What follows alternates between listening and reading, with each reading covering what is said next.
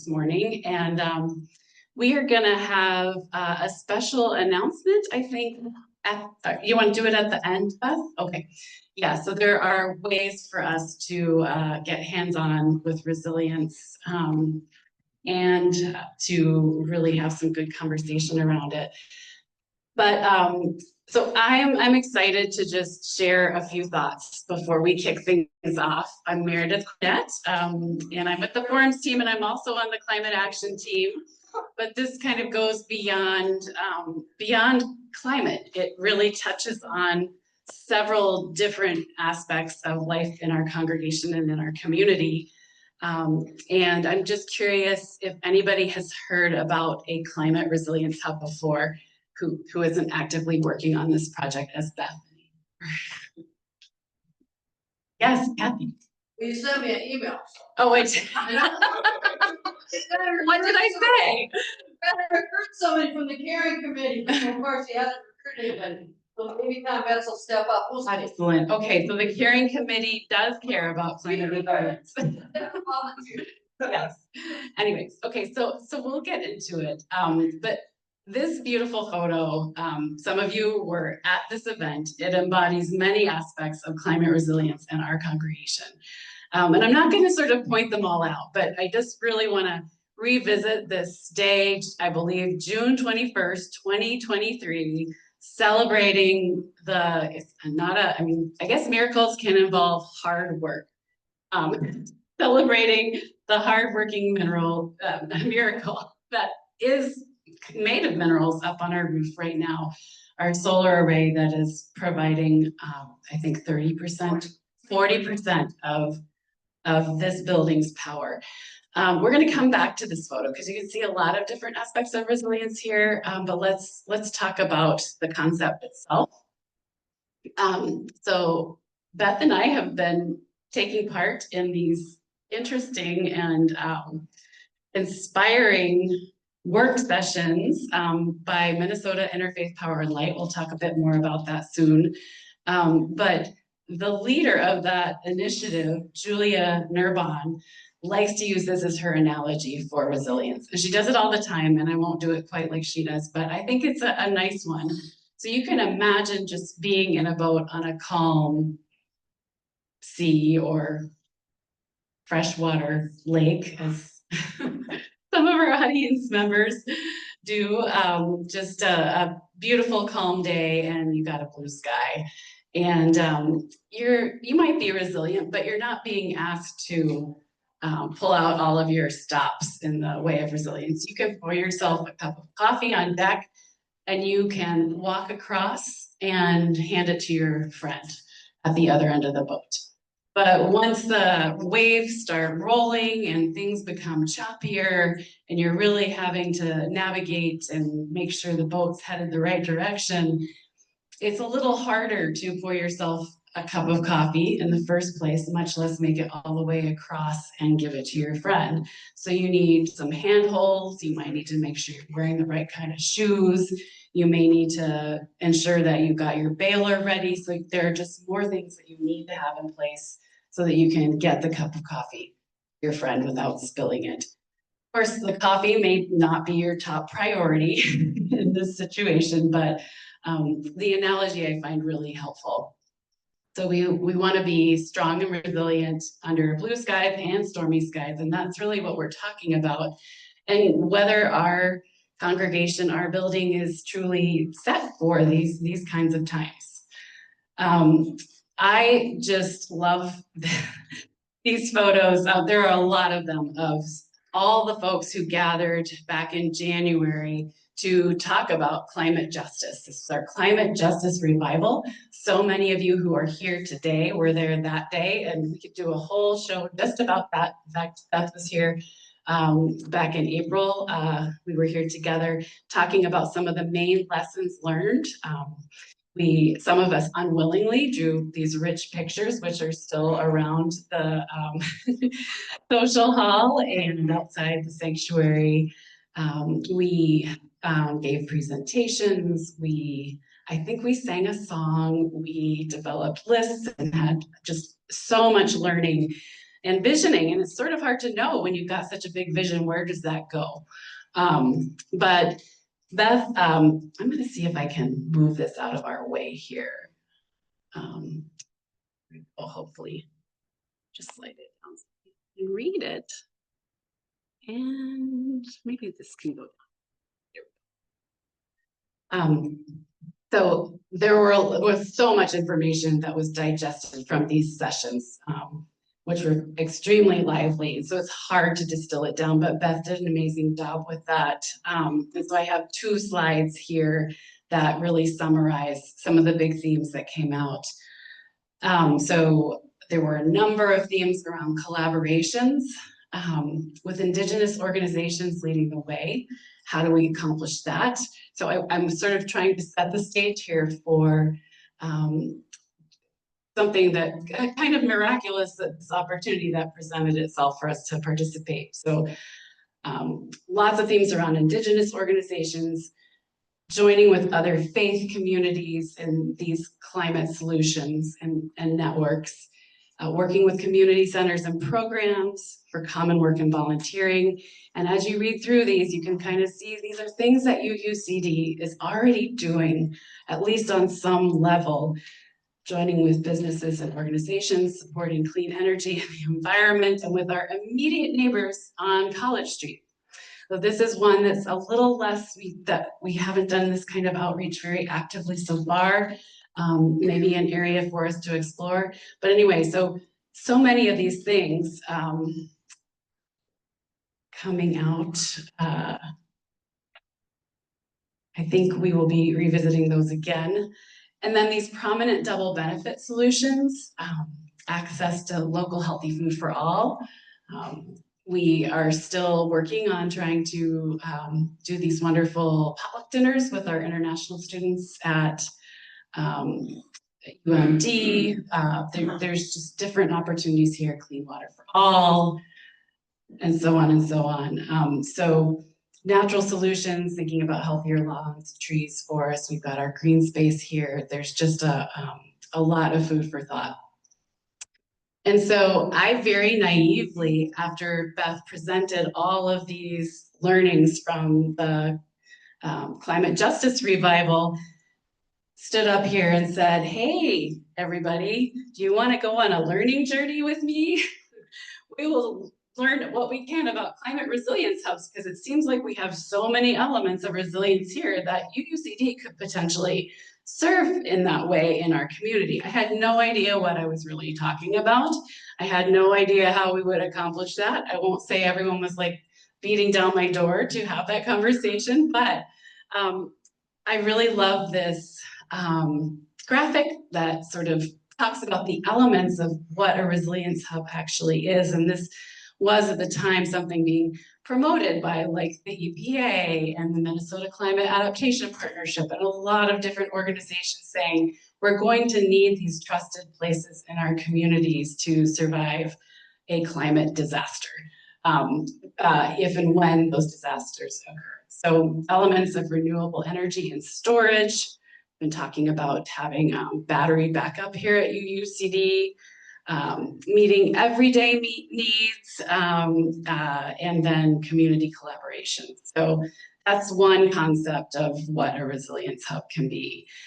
And one of the reasons that it really spoke to me is that so many different elements of a resilience hub are very resonant with our Unitarian values. And I think this is something that we're learning our way into a little bit. We are very centered on our principles, and they've sort of been reorganized and represented in a way as this beautiful value flower, which just aesthetically appeals to me a lot, with love at the center, and then just different petals that land on, for example, transformation. We change and grow together, especially in this time of climate change. We adapt. We're generous, both within our community, with ourselves and each other, and you can extend that to our broader neighborhood and community. So there's lots to work with here, and all of it very consistent with these concepts. And our own UUA and the strategy arm, which we're calling Side with Love, has a lot of information about climate justice and climate adaptation. We're not calling it resilience hubs per se, but there's this emphasis on congregational transformation, adaptation, and resilience. Those are very much climate strategies. Mitigation and justice, and approaches to supporting our congregation through these times. So I had naively asked the question, does anyone want to learn more about this?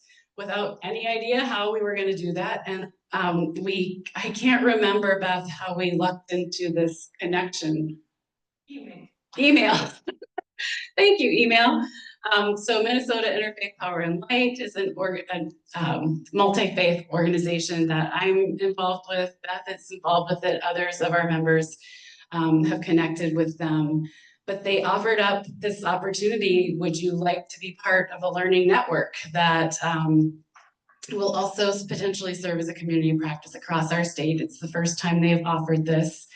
And our congregation, Beth and I, put together an application to be part of that learning journey. So it's a collective of folks that are all interested in this concept. So it's not just like a couple of us trying to figure it out here at UUCD. There are organizations all over Minnesota and around the US that are trying to figure this out. So we had a kickoff session down in the cities, and a couple of us attended from UUCD, as you can see on the left. And then also one of our partners at ACO attended. He's there in the center. Gloria Day, David Carlson, and then Brett Pence with Minnesota Interfaith Power and Light. So learning about these basic concepts of resilience. And you know, Beth, I thought that at the very front of this, I had a nice slide that just had this straightforward, like, this is what it means to be a climate resilience hub. And it turns out, maybe it'll appear a little later, but we'll come back to that. But basically, it's these safe places that can weather the storms brought on by climate change, including things like air quality alerts, like power shortages, and heat events, and big storms and floods. So these are all the different groups that are in the community of practice. They kept it small for this inaugural, they call us a cohort. And you can see here in the Northland, there are 4 of us, and the rest are in the Twin Cities. We gathered at a church down in the Twin Cities to kick things off, and we've been meeting monthly.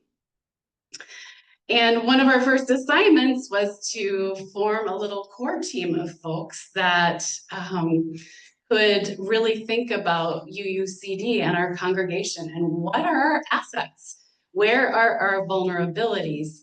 And a lot of this is very timely for us as a congregation, because we're starting, we have this beautiful new building, but it's starting to need some upkeep and repairs and some resilience measures of our own. We're starting off strong, and we're identifying ways that we need to do some maintenance of our own building's resilience. So we've got Ann Burns in the back, who is on the team. Koresh was not able to be here today because he's in Sicily, so we gave him a pass, but of course Beth also, and Claudia, Faith, and so each of these folks is bringing in a different perspective.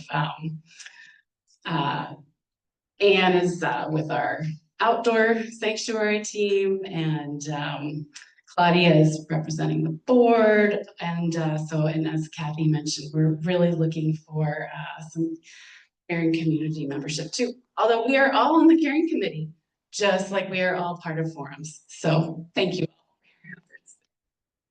I don't want to scare anybody when we talk about resilience hubs because there are many different levels of participation and they are all important. And I won't go deep into the details here. I think, you know, I made squares, nesting squares, because I was thinking building. I think this would be prettier if I'd use circles, but you know, one thing you can do is just be a resource center, and in some ways, one could argue that we're well on our way to being just that, offering climate-based forums several times a year, really.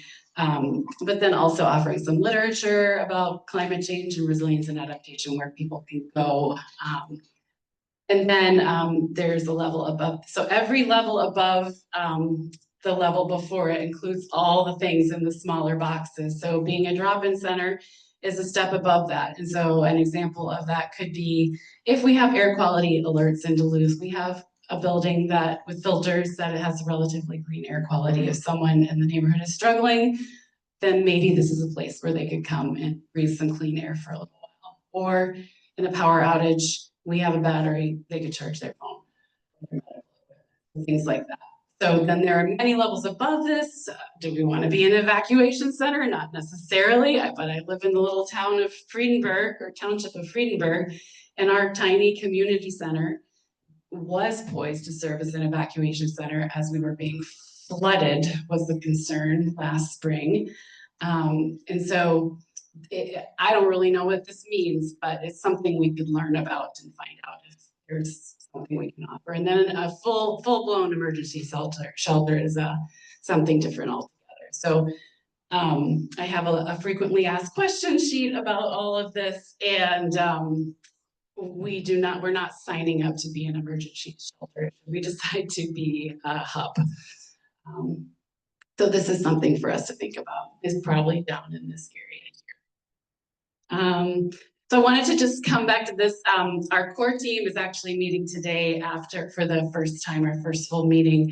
And we're going to be thinking about this assets and needs set of questions. And so as we think about UUCD in particular, we can talk about all the different assets that we have. And they're really important. There's more than this. These are the ones that I just flashed up last night as I was getting things ready. But I think, you know, like any community, our biggest asset is our people, and we can kind of think about that as extending beyond the walls of the congregation and all the ways that we partner and serve. And there may be ways to be even more intentional with that. So I think I may just leave off with that, but I'll share that we are in this neighborhood considered to be an environmental justice community, and that is for a variety of reasons, but there are some adverse stressors that our immediate neighborhood is dealing with. And Beth told me this, and I was very surprised to learn more about this in our immediate zip code. That's the black area. I guess this is our census tract.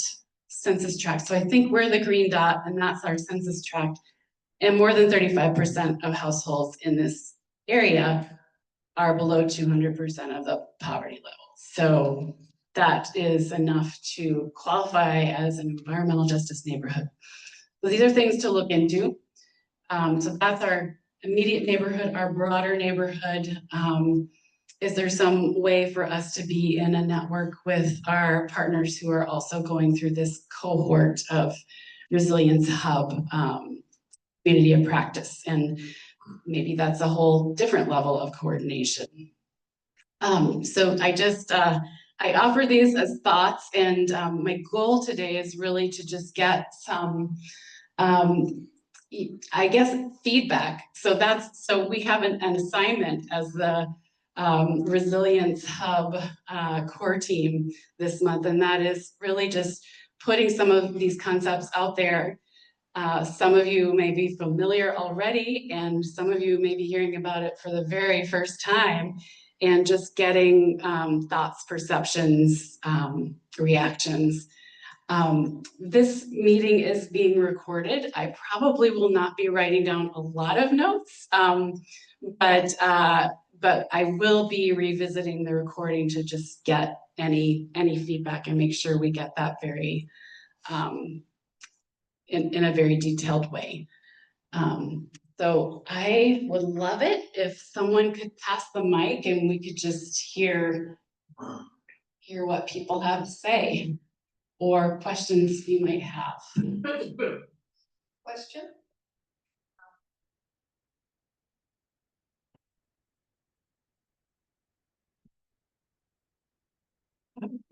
One more committee you didn't mention is the safety committee. Yes, thank you. And I think a lot of what we're thinking about overlaps with that. John Larson is now chairing that, Yes. but because what we're really talking about is being able to provide a safe space for people in difficult times. And, we're looking at climate, but it might be other times when our congregation could respond with caring to people whose homes are not safe because of weather, or maybe there are even other reasons. So focus on what they call blue sky times, getting, we do well here, but how do we respond when there's more of an emergency? So we hope to also involve safety committee. That's a great point. And John has a standing invitation to all of our meetings, and will, even if he's not able to participate regularly, we will be checking in with him. Can you hear me? Yes. I'm Ann Burns. I have a question, Meredith, that I'm sure is part of the overall plan, because I've looked at the notes. But we didn't talk about much today, and that is that way down in the left lower corner of your graph, that space was about being a resource center. And related to that, our communication methods, Yes. that we would use between and amongst the congregation members, but also amongst our partners in the community and the broader community. And so any suggestions folks might have, or questions folks might have regarding communication and making sure that those systems are robust, would be appreciated as well. Yeah, like phone trees, or, and I'm guessing that that's one thing I wondered about the caring committee, if you guys have ways that you are already doing that. And I know during the pandemic, I received a phone call, I believe from someone on the caring committee, saying, we're just checking in with everybody to make sure you're safe. Which meant a lot. Hi, what's the, like businesses you said were involved, what kind of businesses? Because that's really nice that you have that. And also, what about, it's wonderful to be doing this locally, but climate is affecting the whole world. And we are affected by air pressure and whatever else, and we're supposed to get 10 feet of snow this year. Yeah. Everybody look forward to The that. whole world. Yeah, right. If only we could just like spread it out. Yeah, so I always come back to that, think globally, act locally. And in this time of uncertainty with our government supports, can we be focused on providing as much mutual aid as we possibly can? And as for the businesses and organizations supporting clean energy and environment, so these are ideas that emerged from our climate justice revival, and I'm not quite sure, Beth, do you happen to remember any of the detail behind that? There's I think that was something we wanted. And I think we know some businesses. Wait, hold that thought. So I'm very sensitive. the mic is going back to Beth. I think there was a desire. I think we know businesses that are very supportive of, for example, the co-op and others that are supportive of local food networks and other businesses that sponsor events and so on. But this is not like our congregation has immediate connection, except maybe with NetPan. And Paddle and Wolf Track. Oh, what? And Wolf Track. Okay, energy. Oh, right, yes. But I'm thinking family member wise.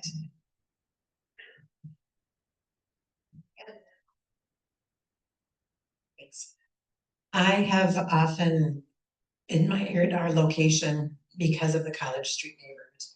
And I know that we probably don't have the ability to reach out globally, hands-on, but one of the ways we can is by reaching out to, there's a bunch of kids across the street at Northwoods, and they're disadvantaged kiddos who probably didn't have a parental figure or adult figure talk to them about climate.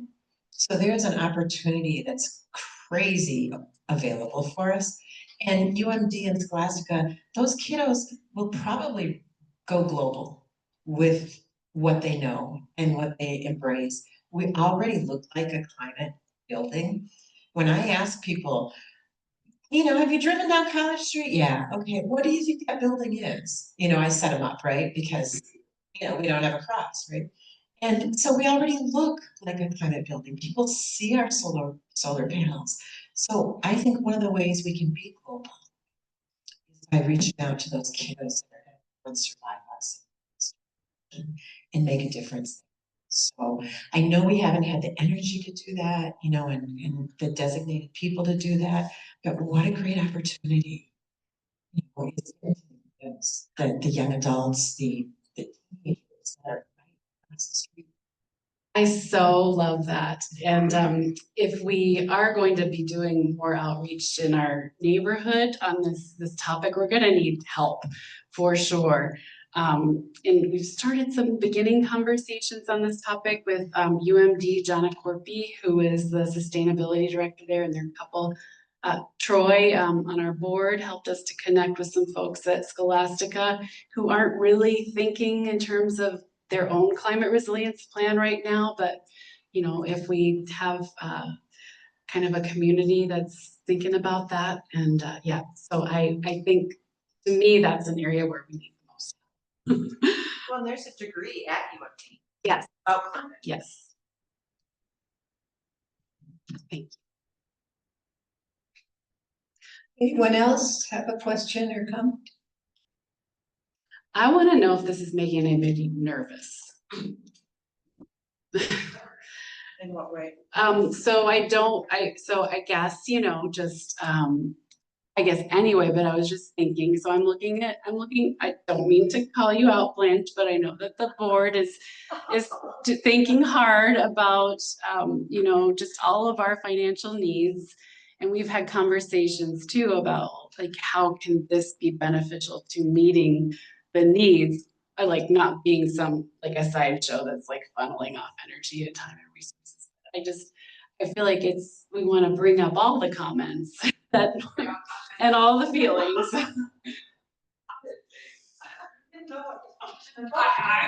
I want to invite it, bring it.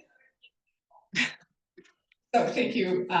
I definitely do not see this. I don't think anyone on the board sees this as a sideshow in any way. Okay. Climate resilience and any kind of climate work is definitely part of our mission and vision in our community, has always been long before I came.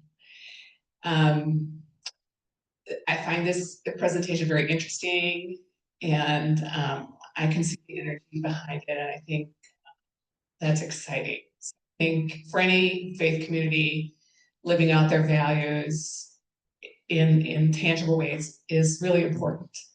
From a board perspective, I think we always have to be mindful and be good stewards of all our resources. Looking at our building as a resilience hub, that's physical space. We are facing some challenges in our building, or will be. One example is the fire door on the east side is actually rusted through. It's no longer in code. We have 11 furnaces in our building, 4 of which have been replaced, 7 of which are the same vintage. There are just things that are going to be coming up that will need to be put in the equation. I'm excited about the collaboration between our community and other communities, other groups in our community. And one of the things I just personally notice is, I think there's an opportunity for more collaboration between groups here. Yes. And I think this might be an exciting way to kind of operationalize some of that. Thank you, Blanche. And I just also, that was very much the intention, trying to bring representation from different committees and different knowledge bases into our core team. That this is an exploration or initiative, if you will, that sits within climate. It needed a home, and it really crosses several different communities. And we're would love someone who can focus on the caring committee as well. Carry the banner. Giger. I have a follow-up question for Blanche, who is so articulate, and I'm so grateful for her presence in our community and her diligence with leadership. But at the end, when you were referring to groups and more collaboration, were you thinking of groups under our umbrella or groups who use our building and are part of our radar? Yeah, thank you, Giger. That was a very nice compliment. Thank you. But really both. Yeah, I really think both. I think there are a lot of groups that use our building that maybe don't know anything about what we do here, right? And then I think also within our own community, you know, I've been an RE teacher for lots of years. Gosh, maybe we could connect with the Arts Council, or maybe we could connect with the climate team, or maybe we could connect with, you know, any number of groups, and we would all kind of be enriched by that experience. So yeah, I think both. Yeah. And perhaps increase our use of food and fellowship for welcoming weekday meals for people who need them. I love that. I really think there aren't a lot of, what am I trying to say? We have this wonderful kitchen. Yeah. And now we have a wonderful party. We do. Yeah, I would say the two other groups in Duluth are good at that. You know, Employee Day is a long time monthly breakfast in that community, which is definitely low income, and April provides a lot of food. It's something, I've always thought that food is one of the things we're good at here, especially healthy, you know, trying to do healthy local food. So, but I was gonna say, I wrote an application for some funding for the battery called STIRTS, Minnesota Extension, U of M Extension, Clean Energy Resource Teams. And one thing they ask is, who do you serve that are maybe groups in need? And then you start thinking about it, and we have a neurodiversity support group here, we have the Victory Chorus here, we have yoga for you know, expectant mothers and for people who, like me, in a chair. We have a lot of a community of people who use this building for their own health and security, who I really think are part, as you said, Peter, of the larger community. So I was kind of searching through all those for our application, and there are a lot ways that we serve people with needs. Oh, you know, even our gyms, lunch and all that, you know, lots of things. So we do a lot of caring, and I think we could be a safe place if people are thinking, oh boy, where do I go now? Right. For a lot of people would find this to be like a home-like setting, you know, safe setting for them. I love that.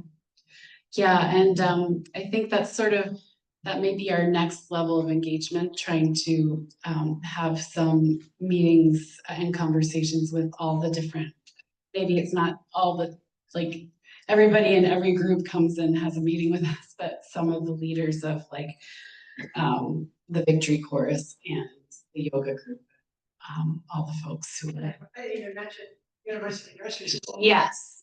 University, we did write a letter of support. They were pretty excited. about the idea that we might have battery backup because if power goes down in the day, it would put them in a.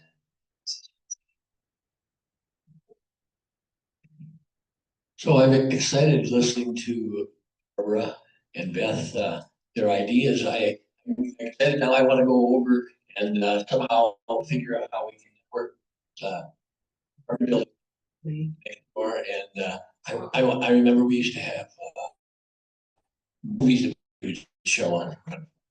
I think about this being a community center where they could maybe gather in the wintertime when there's not as many easy things to do. And so they had a neighbor building that was showing films that they liked.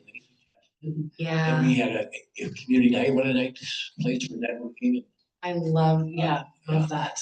Just for clarity, I was talking about Northwoods Children's Center. They take in disadvantaged children who have been in the system for. Northwoods Children's Center, pardon me. Okay, when I worked with Northwoods and they were gonna place a kiddo with me, it broke my heart for that kiddo's story. And the people who have worked there, and then they actually have a school there. And I subbed one day in the school, and the kiddos that were in the classrooms there had lots and lots of behavioral issues and all kinds of issues. So we have this amazing group of kiddos across the street that, in addition to, of course, you know, the apartment. Totally. Here. But Yeah. we, you know, one way to work, you know, with board and energy and bringing in more people might possibly be by energizing. I mean, I think we could grow our membership with really diverse folks because we have them at the international kiddos. And we have kiddos, like I said, being served across the street that have need. Yeah, I think that's one thing that really appeals to me too about the neighborhood. That possibility of, you know, bringing in more youth and families, and it's very exciting to think about that way. And I love the movie night idea. Star had a dance party here, I think at the beginning of the year with UMD students. I mean, just like there are lots of creative ideas like that. I want to make sure that I give Sally and Beth, maybe I think Beth is making the announcement, a chance to give that.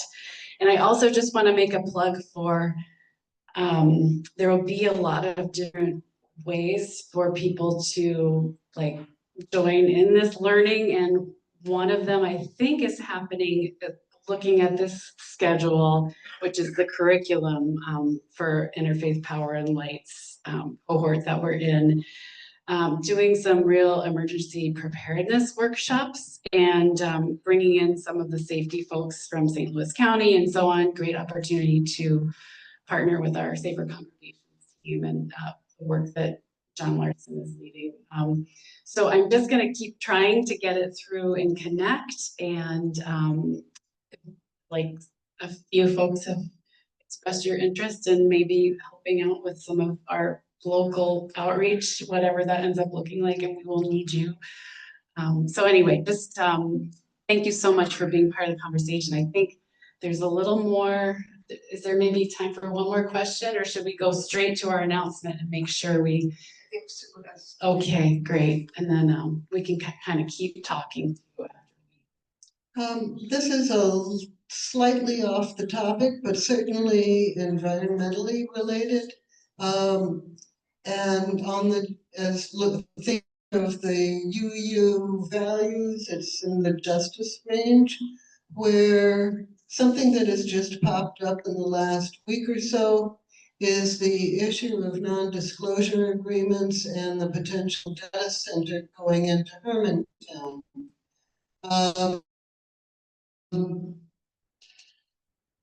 I was at that county board meeting, and what struck me was the county commissioner who suggested that if the proposal to make non-disclosure agreements prohibited to, in this case, county commissioners, but you might as well think city council or anybody, any other elected official, if they're not allowed to enter into non-disclosure agreements, he suggested that we might as well put up a sign that our region is not open for business. And that seems to me to be a concept that I want to understand much more profoundly. In the meantime, putting in a data center there, that at this point, we don't know who it is, we don't know exactly what their plan is because of these non-disclosure agreements. And yet the question is, how much water are they going to be using?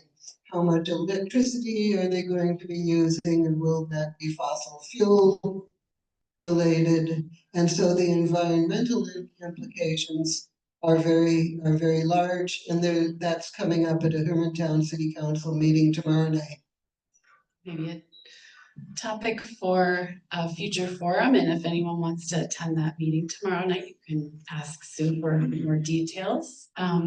Here comes Beth to and Sally. Yeah. Well, in relation to the whole discussion about climate and climate resilience, Beth, who is the supercharged person on the climate action team, thank goodness, we have now applied to get a solar storage battery. And some of you in the audience have already heard from me that I am calling people to see if they will make a pledge for that solar storage battery, which the cost will be about $47,000, but much of that will come back in rebates. So I'm hopeful that when my number comes up on your phone, you'll answer. And think about, many of you have contributed when we put the original solar on the building. So just give it some thought and answer when I call, and we'll see if we can make that happen within the next, I don't know, but we have to have the funds pledged by December. So answer your phones. And I thank Sally 1,000 times for making those calls. I'm not much of a phone person.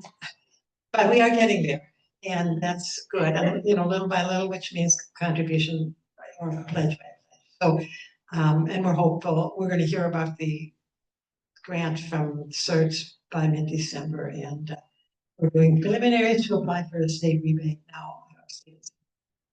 And the other thing is, people have raised the question because about 12,000 would be federal. Oh, sorry. Thank you. That would be federal rebate, you know, is this really going to be there? And because the installation would be in 2026, which means the rebate comes in 2027. And we don't know, but there is a thing called MNCFA, which is the Minnesota Green Bank, and they have told MNIPL that they would back up. They would provide loans to all the large numbers of MNIPL congregations that are doing this work. They would give a blanket loan to MNIPL, and then we could borrow from them for backup, which the important thing is, the important thing is that this is a group that deals with clean energy, and they are confident enough that the IRS rules cannot be changed that quickly. This is in the IRS tax code, it's not in a piece of legislation, and we would be able to receive it. So there are many pieces involved in this, and I wanted to say, in terms of Sue's concern, when the Minnesota Public Utilities Commission approved the sale of our utility to Global Infrastructure Partners owned by BlackRock, which is the $11 trillion largest asset manager in the world, has more assets than maybe all but 3 or 4 countries in the entire world under their control. That raised a lot of concerns, and it raises concern for me. So I see the battery as one more step toward a little bit of energy independence. In part of that agreement, they had to say they wouldn't raise rates for 1 year. And the infrastructure that Sue talks about, there's, I think, up to 5 years. They're not supposed to be able to charge the rest of us for that. But in the long range, this is an experiment to put our public utilities under private equity, where you just don't get the same level openness. Shareholder. There won't be no more shareholders. You can't raise questions. So, We'll see with that. So I just see this as one more step, and I think a lot of people are thinking about distributing their sources of energy and putting in batteries because they don't want to be so vulnerable to the financial considerations of interest. And one more thing about policy, doing this, that is that if you haven't signed, this is another matter. This is if you're a Duluth citizen, we are passing a petition for the city to retain the sustainability officer.